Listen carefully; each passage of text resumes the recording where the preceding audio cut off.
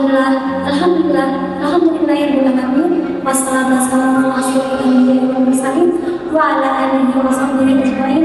Amma ba'du.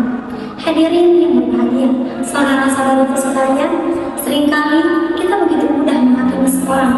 Kita melihat seseorang dan menilai seseorang dari pakaian dan penampilannya saja. Penampilannya yang mungkin terkesan busuk dan perilakunya yang sekilas jauh dari ketaatan.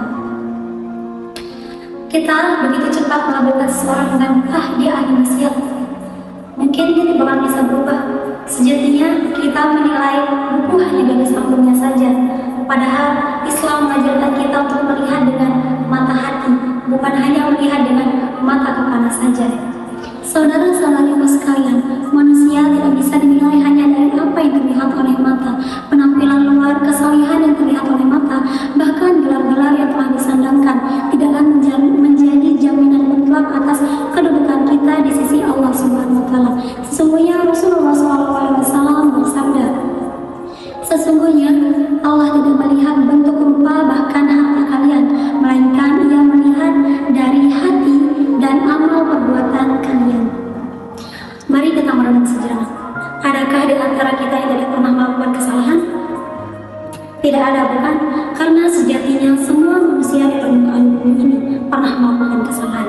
Rasulullah SAW bersabda, setiap anak Adam pasti pernah melakukan kesalahan, dan sebaik-baik orang bersalah adalah orang yang bertaubat.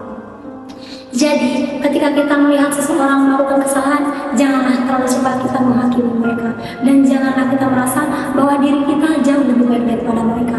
Karena siapa tahu hari ini dia melakukan kesalahan, suatu hari nanti dia mendapatkan hidayah dari Allah Subhanahu wa taala. Dengan dia mendapatkan hidayah, dia melakukan taubat, dan atas taubatnya, atas hatinya yang begitu tulus melakukan taubat, Allah Subhanahu wa taala menghapus dosa-dosanya, bahkan dosa seumur hidupnya.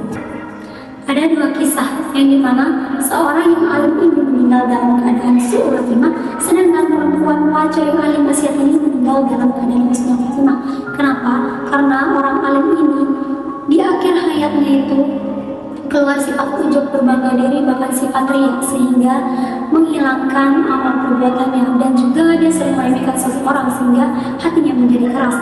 Akan tetapi perempuan ahli maksiat ini mendapatkan hidayah di akhir hayatnya.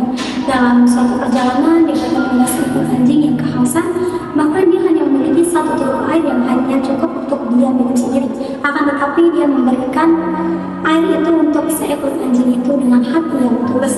Dalam akhir hayatnya dia mengucapkan kalimat tauhid dengan hati yang tulus, sehingga dia bisa masuk surga atas amal perbuatan yang dilakukannya dengan hati yang tulus dan hidayah yang dia didapatkan oleh Allah SWT. Wassalamualaikum warahmatullahi wabarakatuh.